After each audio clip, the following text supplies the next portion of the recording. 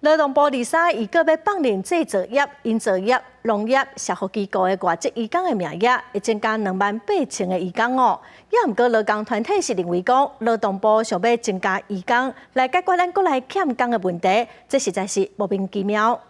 劳动条件不改善，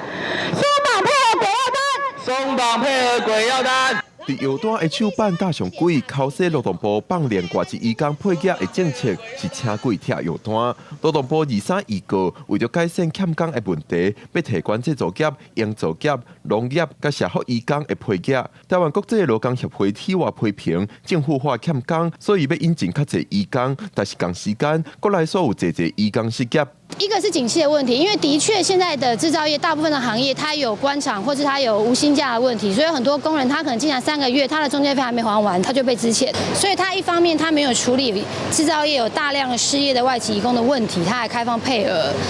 他就会造成一个有更多的移工会找不到工作。体外表示，增加外籍移工无法度解决欠工的问题，政府爱做的是提高外籍移工的劳动条件保障，甲基本工资这寡权利。若无这寡移工未稳定点伫咧台湾，体外嘛认为引进移工的中人制度内底就有费用超收这寡问题。那我们的话也会主动去找出这个高危险因子的一些雇主，去做主动的一个专案访查。我们每一年基本上都有一个买工费的处理。那我们现在的话，如果依据统计的部分的话，